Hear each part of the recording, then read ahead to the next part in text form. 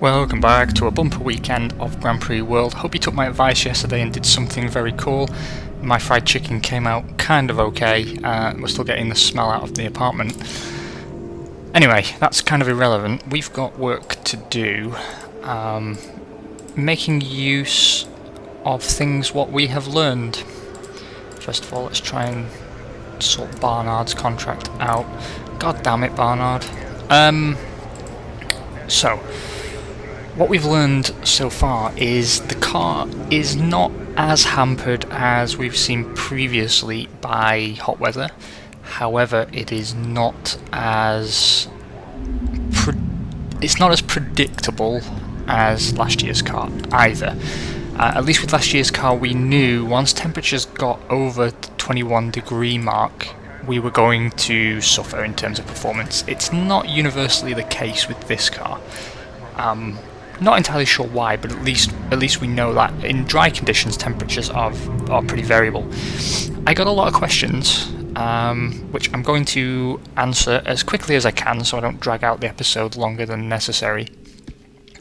The first question was, if we had retained Diniz and Nakano, would it be possible to be in the position we are in now? And this is something we've actually talked about in the past. Where arguably we could be in the same position. Chances are, based on history, that Diniz would be where Fisichella is now, and maybe Nakano was second or third,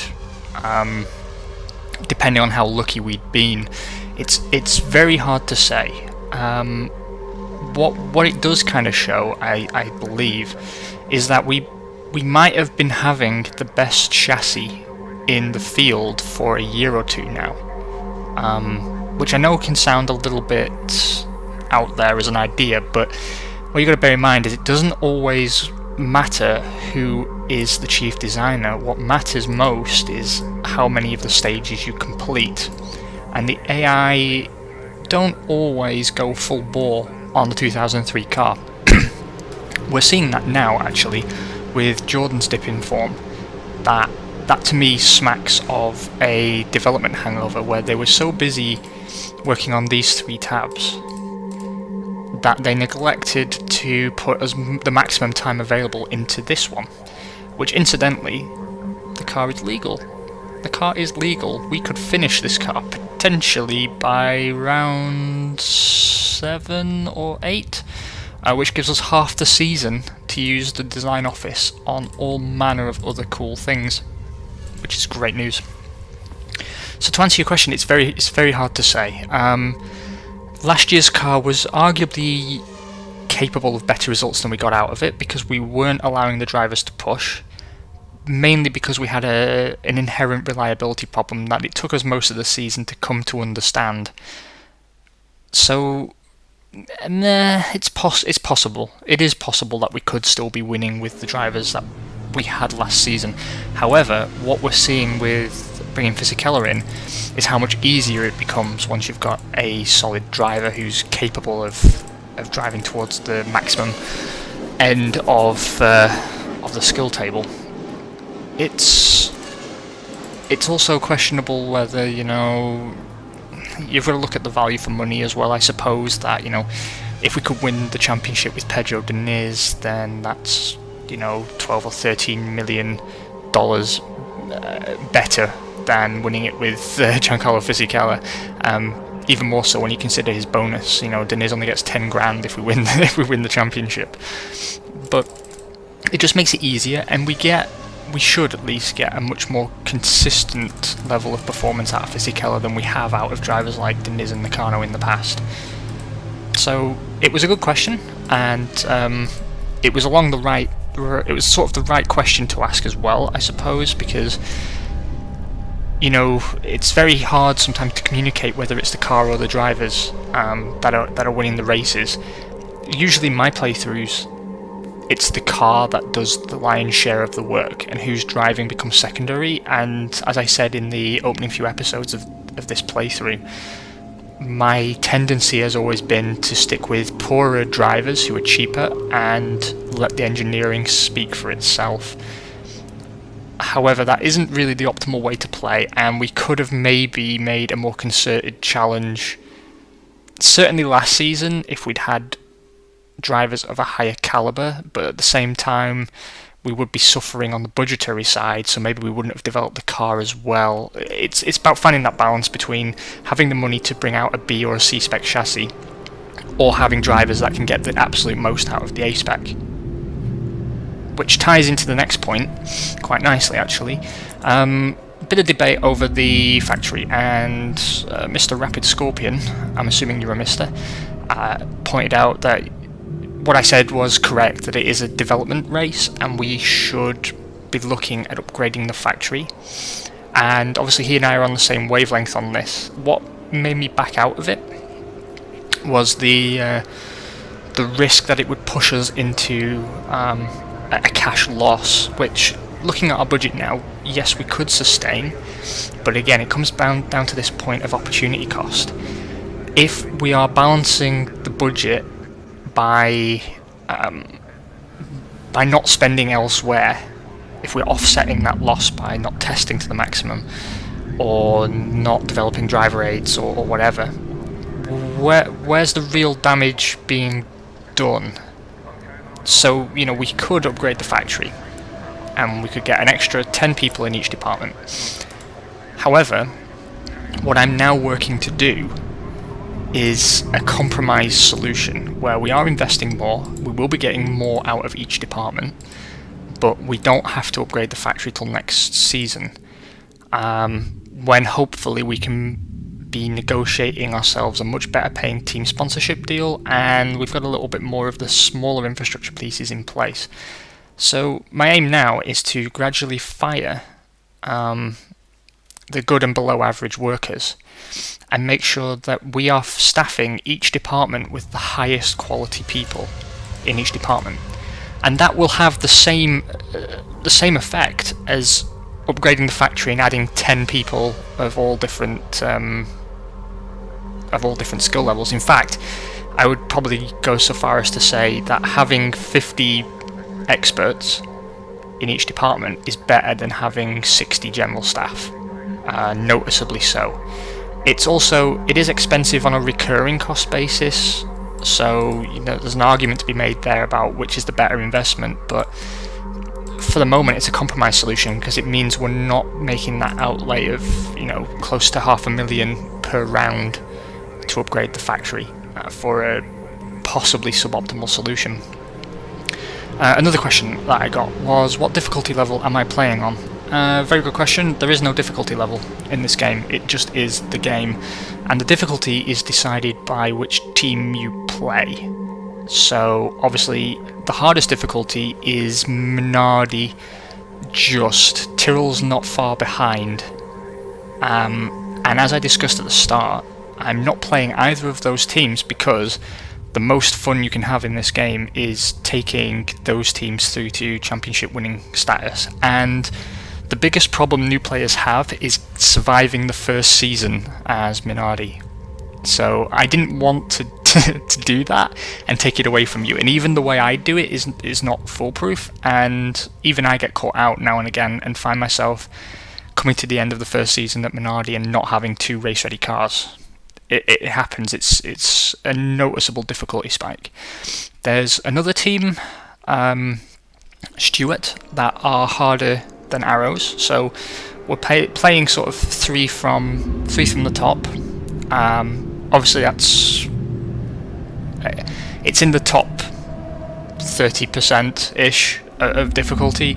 The reason I didn't pick Stuart is basically for the purposes of the playthrough. My intention was always to do a collaborative playthrough, but also share what knowledge I have of the game in a meaningful sense. And what you would usually find with Stuart is you start in a stronger position than you should. You've got a small budget, but you've got a works engine deal, and you have to go backwards quite significantly before you go forwards. So what it would mean is I would have spent the first season trying to convince you that I know what I'm talking about, and then we come to the second season and chances are we'd go backwards in real terms before we start going forwards. Whereas at Arrows you can make a constant progression, Arrows starts in a fairly weak position, customer deals across the board, very small departments, and it's well, I mean, also, you know, Arrows and Minardi are my two favourite teams of all time, but it really wasn't my affection for Arrows that made me pick them. It was just that the Stuart playthrough wouldn't perhaps be the best one to display what we know about the game. And the final question was, what are we going to do both when we win the title and when our 10 seasons are over? Will the series continue?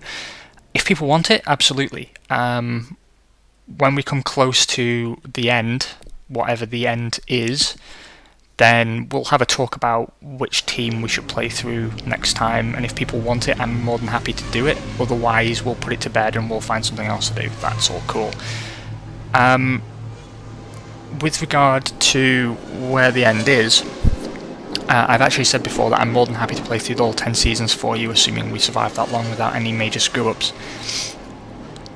However, once we reach a certain point, and we are getting close to it now, I mean, what I could see is us winning certainly the Drivers' Championship this year. Constructors, who knows, it depends how efficiently McLaren bring their superior factory to bear.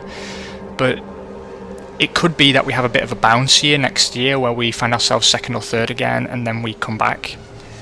Or we're in a situation where next season we find ourselves even more dominant, and it's possible to lock in that domination for about 4 or 5 seasons, and then usually the game tries to trip you up. However, we're currently 4 seasons in, which leaves 6 seasons to run. What that basically means is that, you know, for 5-6 of the remaining time, it's possible that you'll just be watching us pick up a series of wins, maybe not 1-2s, and I don't know how entertaining that's going to be for you. So by all means, leave your feedback below and we'll figure out a way forward together. You know, maybe what you say is, if we win the championship, that's fine for you and we should end. If we successfully defend the championship, that's maybe a good ending point. Or maybe you just want to sort of set a challenge and say, look, once we're 2 championships in or whatever, then we have to sign unproven rookie drivers and try and win again. Whatever's going to keep you guys most interested and whatever's appealing to you. I always say I'm still trying to learn what you guys enjoy and don't enjoy. I've quickly come to realise that the XCOM 2 playthrough was a bit of a misjudgment on my part. But, you know, together we'll find a way forward. And also, you know, if you want me to try something because you feel it would benefit your own playthrough of the game, so, you know, maybe you want me to do a playthrough where we develop drivers from sort of Carl Eisen's level up into world champions, then I'm more than happy to find a way to do that for you. So, again, don't hold back on the feedback. You let me know. Between us, we'll figure something out. Anyway, let's crack on with the magic that we've been making. I've already built spare parts. I think we've run testing. Have we run testing? We have not run testing. That's exciting. We're spending a lot on test. Our test program is incredibly expensive at the moment. But tying into what I said last episode, and I didn't really expand on it, so apologies for that. The point I was making about why we're not investing in the factory now as well is because that money spent now is going to pay off all season. You know, all the money, and we must have spent 3 or so million at least on upgrading the Peugeot engines, you know, in terms of testing time and staff costs and so on. But the engine that we develop, you know, within the first 5 or 6 rounds is going to carry us through to the end of the season. And rather than reducing our costs and testing a little bit less and introducing upgrades more infrequently, we could spread the cost across the season and find a way to make the factory upgrade work. However, that's kind of tempting fate a little bit. As we've already discussed, we're not exactly dominating the championship right now, and it's better, I feel, to make a big investment early in the season, then mid-season kind of ease off a little bit if we're capable of doing so safely, and redirecting resources towards, you know, saving for the final build and assembly of next year's cars. Anyway, plenty of food for thought. We have another compound of wet has arrived. It's still not making me particularly happy, but it's there. And we've got some evolution work to do on the engine, so let's make those things happen. I over-tested on the Forschung front. I'm an idiot, but you knew that already, no doubt. Hopefully we can finish stage 2 on the 2003 car with those points. Let's see. And the survey says success, so we're now entering the model construction phase, which makes me pleased indeed. We've got some technology work to do still. Ideally I want everything at level 4 or above, just to avoid any unnecessary risks being taken throughout the course of the season, and I still want to get a few more driver aids out there just to sort of help Pedro Diniz in particular get the most out of his car. We've got repairs to perform, and what we're really hoping for now is that we sign those 2 big cash sponsors before we get to Monaco. So when we come out of the round in Spain, we want to have the FedEx deal and the PIAA deal complete. We're going to then continue to negotiate with PIAA for a better deal, and we're going to begin talking to Danker. Or maybe Petronas. We'll maybe see who's offering the best deal, actually, like we did with the engines. We spent a success card on Mercedes-Benz. Competition is tight for that engine, and we could get screwed. However, if we land the deal, we're going to go into next season potentially with works development deals on all 3 key components, which is phantasmical news because it kind of puts our destiny in our own hands, which is what we want. Okay, cars are repaired. We've invited the people that we need to invite, and we've discovered traction control level 2. Let's complain about that because we can't steal it. And we'll see if they've got any automatic gear technology that would prove useful. Still not backing the drivers off. We've got to pick up the points early in the season. Bit of an odd setup there, actually, looking at it for Fisichella. I'm going to drop a point off wind and put it on brakes. I think actually Spain's one of those tracks that's a little bit harder to set the car up for, and not that it's any surprise to anybody. I just realised we didn't develop our engines, so let's make sure we do that. I'm going to make this engine as light as possible, and we're going to put a point on responsiveness because Monaco's next. On the tyre front, this brings me to another question actually. Someone saying, why are we panicking about the wet tyre when you use it maybe only twice a season? It's a good question. The reason is that one race could prove decisive by the end of the season. It's possible, I concede, that we don't need maybe all season the full wet tyre, but I'd rather, as I always say, have it and not need it than need it and not have it.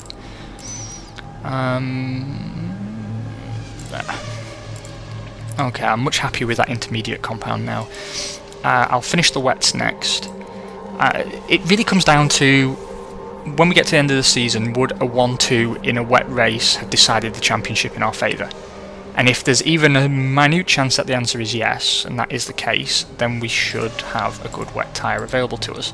The hard tyre needs a lot of love, but at the moment I'm not sure. It'll be late season before we start getting that together, so I'm waffling. Let's crack on. So, let's make sure that everything's right again. Okay, we want the Evolution 3 wet tyre and the Evolution 5 engine. All good there. Let's see what's going down in Spain town. 25 degrees and very dry. 25 degrees doesn't tend to particularly work well with our cars, but that's historical. Who even knows? The engine this season is very good at heat management, so maybe we get lucky.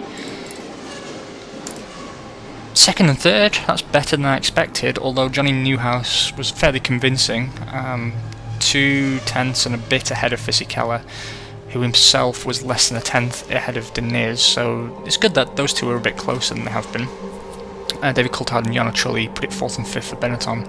6th goes to Luca Badoer's McLaren. Irvine leads Herbert in the Battle of the Williams, and the best qualifying of the season for Jordan, I think, with Alexander Wurz putting his Jordan in 9th, and Minardi is still hanging around the 10th, 11th position. Toro Takagi 13th for Jordan, and the Prost's bottom of the pile again by 3 and 4 tenths respectively. The Tyrrells have begun out-qualifying one of the Saubers again. It's strange to see Montoya out-qualifying a Lacey so convincingly, but who even knows what's going on there. 27 degrees, so the temperature has gone up. It's not the best news. And, you know, bear in mind, we can't decide what conditions our cars work best in, so there's no action we could take to make our cars perform better in hot weather or anything. It's just a quirk of the game. It's just, you know, you hire a designer, the design office do their job, and each car has, you know, background statistics that you can't see that affect how it performs in different conditions. So all you can do is know your weaknesses and try and work around them. Speaking of working around weaknesses, let's hope that's what happens now. Perfect. Giancarlo Fisichella wins by a full 6.2 seconds ahead of teammate Pedro Diniz. Jana Trulli's Benetton takes the final podium position. Best finish for 2 years for Williams, with Eddie Irvine sitting 4th ahead of David Coulthard's Benetton, and the final points paying position goes to Johnny Herbert's Williams. I was also asked to make a prediction for the next 3 seasons or so, and it's very hard to say because, you know, I said at the start of this season that it was the hardest season to call since we started playing, and that's proven to be pretty true actually. I mean, McLaren are very competitive, but they've also been suffering from a DNF problem. In this case, both Minardi's as well were a DNF. And Jordan have gone backwards to an extent we weren't quite expecting to see. Stewart are continuing a sort of very slow ascendancy. However, I think Williams will be a serious threat again within 2 to 3 seasons. But Benetton have never really delivered big on their promise, because they've been capable of putting together very convincing technical partnerships and sponsorship deals over the last few seasons. So, you know, I think it could be a 3-way kind of Benetton, Williams, Arrows kind of deal over the next 3 seasons. McLaren will be in the mix somewhere, and we can't ever rule Jordan out. As for Stewart, I don't know if this is at their peak and they'll start going backwards now, or if they'll continue to develop. What they really need is some stronger drivers, I feel, and maybe they can be mixing it up as well. We'll see how it comes. Giancarlo Fisichella sitting nicely at the top of the Drivers' Championship. Diniz is only 2 points behind Johnny Newhouse for 2nd. And we've opened up a pretty reasonable gap to McLaren in the Constructors' Championships. That's pretty good. And Stewart have a point on the board, so good news for them. Okay, it's the big one, it's Monaco. Let's see if we got what we wanted. We've got a 2-season work deal with Mobil 1, which makes us happy people indeed. I'm going to spend the TV advantage card on this deal to try and get that tidied up as quickly as possible. And we're going to begin talking to Danka and Petronas respectively, just see who's offering the best deal there. The FedEx deal is complete. It's a 1-season deal, so we're going to take people off that. And the PIAA deal is also complete, but we're going to leave 20% of our staff on that, because that's the smart way to go about things. And we're going to open up negotiations with, I guess, HSBC.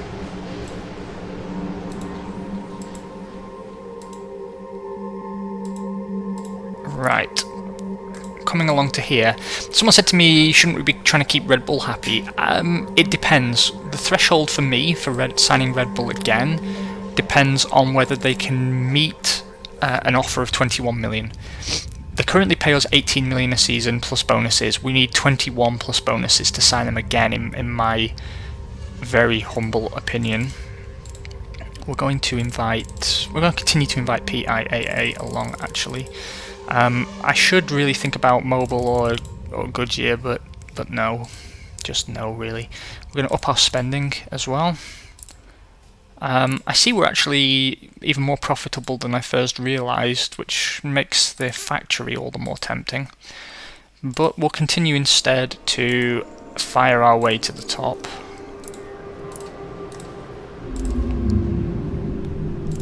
I'm making some omelettes out of unsuspecting staff.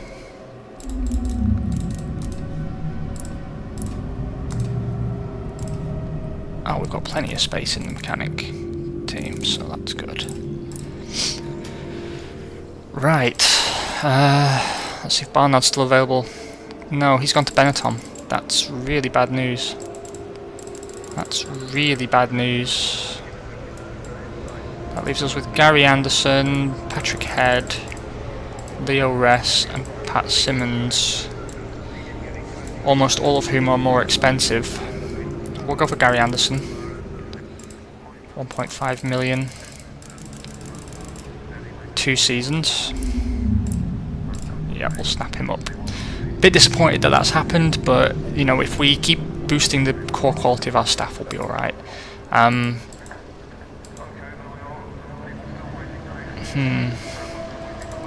Everyone else is good, right? Yeah, we're good. Okay, let's take a drink and we'll crack on. Oh, that's a cheeky number. 28 black acai berry flavour. I recommend it. And I wasn't paid to say that, because no one knows who I am or cares what I drink. Not quite the progress I was hoping for on the 2003 car, but we're still way ahead of schedule. We've got a reliability upgrade for Monaco, and we have a B-spec car to unleash, which we are going to do. Absolutely. Unfortunately, you know, that economic capacity is coming into play again. We've got plenty of spare parts on stock to master this problem, and we're going to do some testing now to make sure that we get the C-spec underway in time to deploy that for round 12. Just to make sure we lock in any advantage that we've got. Now, what's the best thing about bringing this B-spec online is that it's tailored specifically towards slow corner performance, which should give us a nice boost at Monaco. And a 1-2 at Monaco is worth way more than any other circuit in terms of making friends. So, let's see. We're going to cancel the Forschung testing and move over to Entwicklung. And I think that's probably a healthy split. We're going to do maximum testing possible. Spend those cash dollars. Nice. So let's get the C-spec underway. Again, 30%, with 15 working on improvements to our underlying core technologies. Right. On the engine front, we can, I believe, put the engine to bed almost. Nice. On the tyre front, what to do. We said the wets, so let's do that.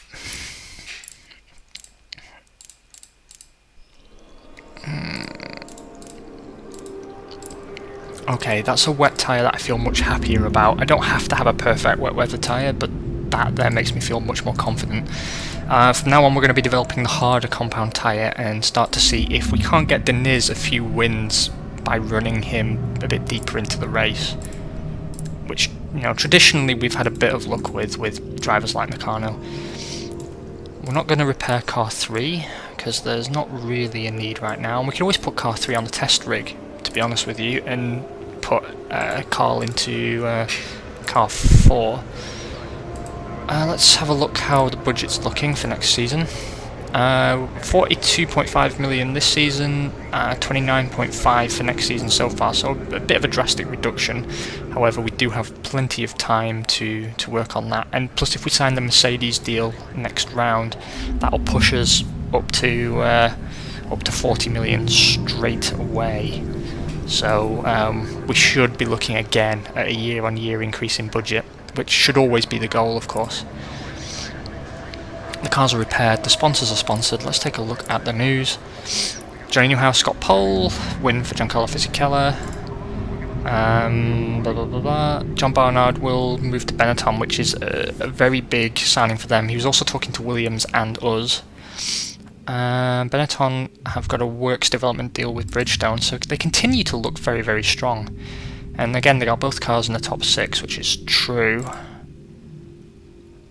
We're in the race to win the Constructors' Championship. Bit early to say, but you're right. That's very interesting. Stefan Sarazan will be driving for Benetton next season. That means he's teaming with David Coulthard, so they're getting rid of Trulli, which is a surprise. Rory Byrne, the designer of this season's arrows, is going to Benetton as well, so they're going to be a big threat the season after next, I think. And some sponsors have been signed to do sponsor type things.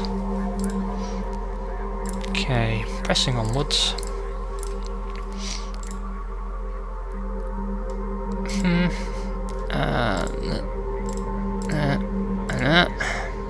And that looks good. One on speed, one on downforce, one on brakes, one on dry weather and one on slack wind, even though it's a coastal town. Fisichella I'm going to set up a little bit differently. Not going to spec him for wind, but give him stronger brakes because he tends to push a little bit harder naturally. We have a new intermediate tyre, that's right. So let's put that out. And let's see how the new car works. Just making sure I did build it. Yes, I did. My memory's all over the place. Let's see how the B-Spec performs. Always exciting part of the year. 29 degrees and very dry. Again, not the best conditions for finding out how the car operates, but let's see. Deniz puts it second. A fraction, a tiny fraction behind David Coulthard's Benetton. Luca Badoa third for McLaren, fourth for Jarno Trulli's Benetton, fifth for Johnny Newhouse's McLaren, and Giancarlo Fisichella seemed to have needed that slack wind setup because his arrows is only sitting 6th on a 124.76, so that's 3/10 and change behind Deniz. It's the first time Deniz is out qualified him as well, actually. Drastic temperature drop for race day. We've dropped about 8 degrees, which should help us quite nicely. We're gonna make sure everybody's on fresh boots, and what we really need is a healthy win here, if at all possible.